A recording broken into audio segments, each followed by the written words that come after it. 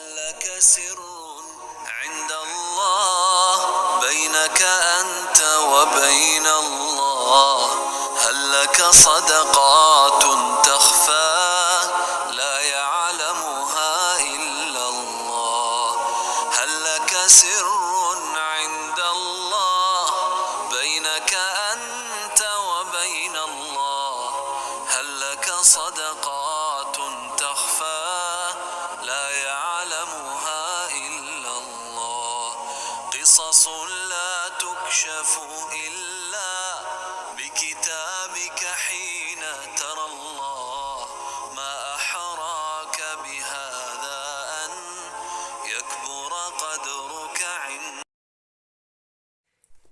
اللهم ما أخشاه أن يكون صعبا هونه، وما أخشاه أن يكون عسيرا يسره، وما أخشاه أن يكون شرا اجعل لي فيه خيرا ولا تجعلني أخشى سواك يا رب العالمين. السلام عليكم ورحمة الله وبركاته. البطبوط كامل تعرفوه، بصح كاين اللي ما تعرفش ديرو، نقولها ما فيها بس تبعي معايا، ومن اليوم إن شاء الله راح ديريه كي والو. نبداو بسم الله الرحمن الرحيم. انا البطبوط تاعي راح نديرو بصدر تاع الدجاج. عندي هنا صدر تاع الدجاج، الكميه اللي تكفيكم بيان سور. قطعته هكا رقيق، مربعات رقاق، ودرتو دون زان بول هكذايا. نزيد له عندي هنا زوج سنينات تاع توم مرحيين، مغرف تاع موطارد ماشي معمره بزاف. هنا راح نمارينيه ونخليه يرتاح باش يتشرب كاع. واش راح ندير له المقادير ويجيبني ان شاء الله. عندي هنا عصره تاع نص حبه قارص، نزيد على للدجاج تانيك.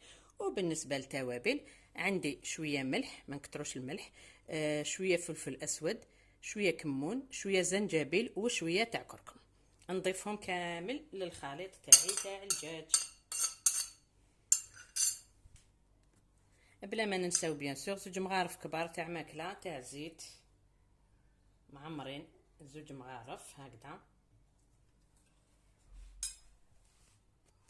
ونخلطو كلش مع بعض مليح حتى ينسجم الخليط تماما مع بعض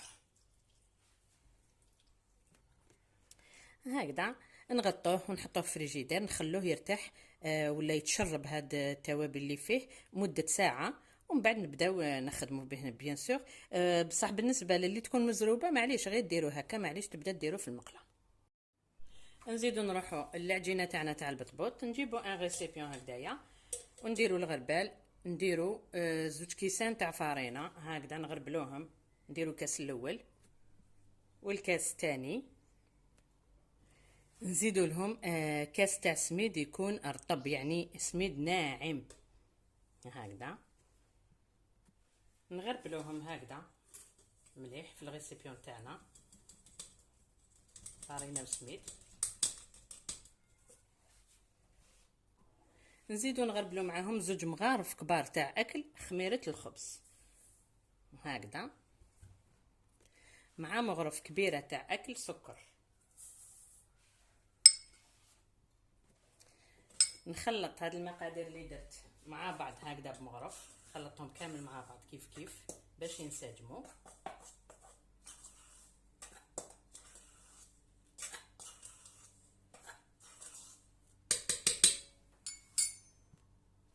نزيدوا لهم مغرف صغيره تاع قهوه، يعني تاع ملح، حتى نخلطوا هذوك المقادير باش نزيدوا الملح باش يعني الخميره تاعنا تتفاعل. نزيدوا نخلطوها مع كامل المقادير هكذا بالمغرف برك.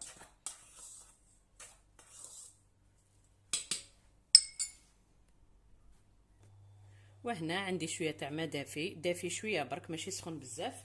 نبدا نرش في الفارينه والسميد تاعنا بالعقل، ونخدموا بيدنا، نحطوه غير بشويه الماء ونخدموا حتى نتحصلوا على عجينه طريه وتتلاصق، يعني ما نشفوهاش بزاف هاد العجينه. بون البطبوط فيه عنده وصفات بزاف، بصح انا خيرت لكم هذه السهله، وصفه مليحه وناجحه.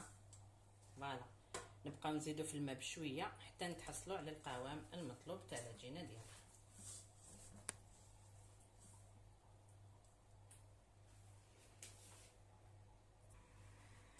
فوالا حتى نتحصلوا على هاد العجينه، ها طريه وتتلصق. يعني ما تقلقوش منها باسكو باش يجينا البطبوط خفيف لازم تكون العجينه تاعنا هكذا. فوالا. اللي تحب تعجنها في البيتران تعجنها مده واحد 7 دقائق هكذاك بالبيتران، واللي تحب تعجن بيدها دوك نوريكم تعجنوها واحد 5 دقائق ولا 4 دقائق با بلوس. تمتم. نرشو لو بلون دو طرافاي تاعنا هكذايا شويه تاع فارينه، ونحطوا العجينه تاعنا مباشره فوقه، ونزيد نحط لها شويه فارينه هكذا من الفوق، ونبدا نطم فيها هكذا غير بصبعتي نعجن شويه. قلنا مده 4 دقائق ولا 5.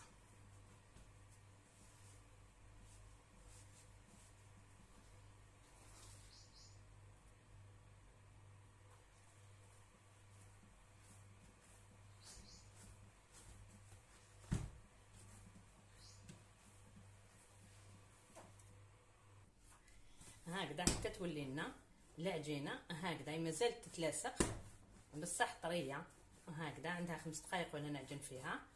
نعاود نرجعها للغيسيبيون تاعي المرشوش بشويه تاع فارينه، نحطها هكذا ونغطيها نخليها تخمر واحد نص ساعه. فوالا هنا العجينه تاعي راهي خمرت كما راكم تشوفوا فيها هكذا، عندها نص ساعه. نحبط لها الخمور تاعها، ندير لها شويه فارينه هكا ندهن يدي ونحبط الخمور مليح هكذا بيدي. ومن بعد نزيدو نرشو البلون طرافاي تاعنا ونحطو العجينه تاعنا فوقو هكذا مرشوش بالفارينه، ونشكلو حربوش.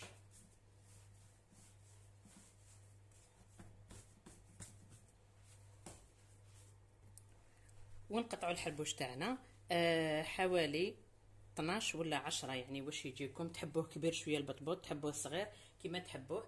انا راح نقطعه على 12 هكذايا، ونبدا نديرو هكا نكورو نديرو كويرات نسقمهم مليح، ونجيب صنيوه هكذا بعد ما رشيتها بالفارينه ونستف الكريات تاعي فيها.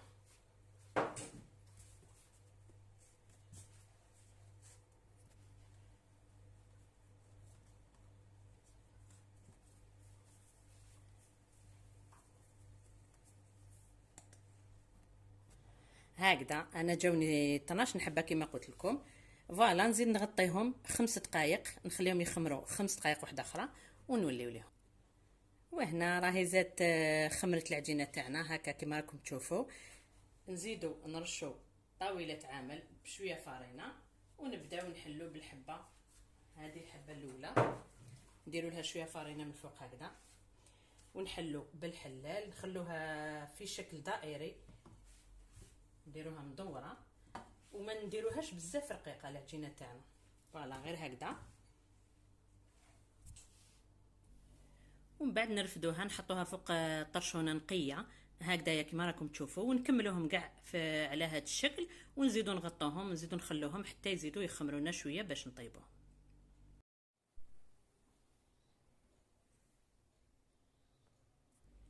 ومن بعد غير يبداو يتنفخوا هكذايا تشوفوهم شويه خمروا نبداو نطيبوا فيهم. انا راح نطيبهم في هاد لا كريبيير اللي عندها طاجين طيب في طاجين كما تحب. فوالا نحطها تسخن من قبل مليح ونديرها على نار فوق المتوسطه يعني زايده شويه على المتوسطه، ونبدا نطيب في الخبز تاعي. نرفد الحبه تاع الخبز الاولانيه هكذا، ندير تحتها هاد لا سباتول هكذا نرفدها هكذا، نقلبها بالطرشونه ونحطها طيب هكذا. غير نشوفوه بدا يتنفخ نقلبوه ونبقاو نقلبو فيه حتى يطيب مليح. فوالا شوفوا كيفاش جا ما شاء الله تنفخ وقلبته. نبقاو نقلبو فيه هكذا ما نخلوش يتحرق. وبيان سور كي يطيب الخبز تاعنا ونحوه نحطوه سور اون غري هكذايا باش ما يتعجنناش من الداخل. نخلو البطبوط تاعنا يريح مليح ويبرد بيان كوم يلفو باش نبداو نفرسيو فيه ان شاء الله. ومن بعد هنا رحنا لهذاك الدجاج تاعنا حطيناه في مقله وحطيناه فوق نار متوسطه وبدينا نقلو فيه مليح هكذايا. بعد ما تقلى هذاك الدجاج تاعي مليح ونشف هكا من الماء تاعو، جبت بصله كبيره قطعتها هكذا في رقيق وزدتها له هكذا، نخليها تزيد تقلى معاه مليح وتتعسل وينشف من الماء تاعو هذا، ونطفي عليه ونحطوه بجهه ان شاء الله.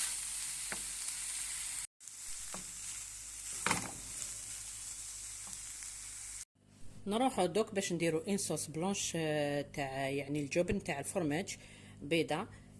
نجيبو طاس تاع ميكسور هكذايا تاع البغا ميكسور، نديرو فيه فنجال حليب، فنجال تاع قهوه كحله حليب هكذايا، فنجال صغير برك، وبنفس الفنجال نضيفو 2 فناجل تاع زيت.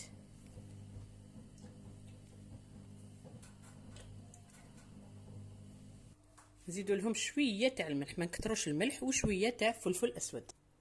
وهنا زدت لهم سنه تاع توم تكون كبيره مليحه. وفي الاخر عندي فخوماج بورسيون هكذا، انا زدت راح نزيد 4 حبات للخليط هذا تاعي.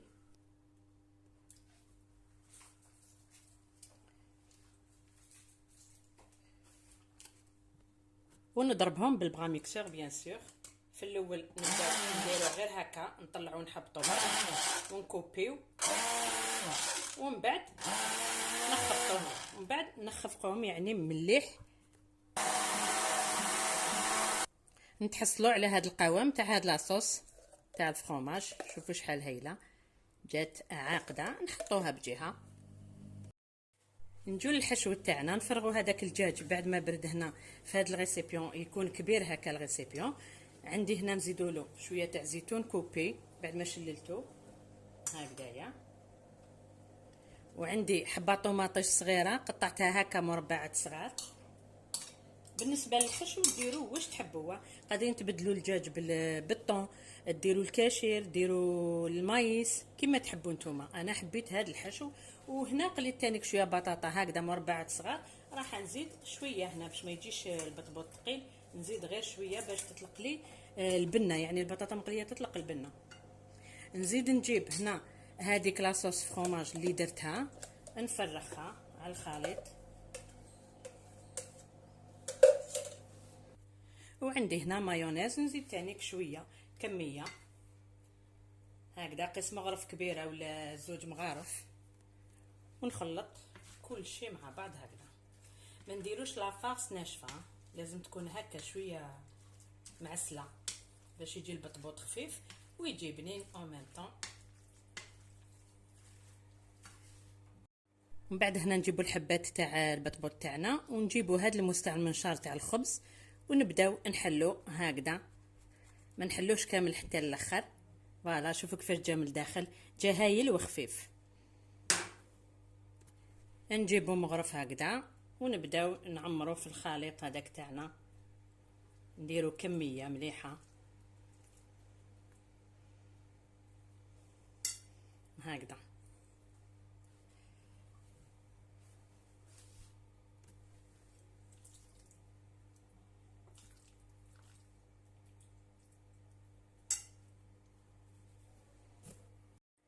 وهذا هو الشكل النهائي تاع البطبوط تاعنا. فوالا هاوليك والله غير يشهي وهايل. ايا نوضو جربوه، ها شوفوا كيفاش جا طري هايل. فوالا هادو هما الوصفات السريعه والخفيفه اللي لازم، باسكو مازالت سخانه، يعني مازال الحال على الجوازات تاع الشتا.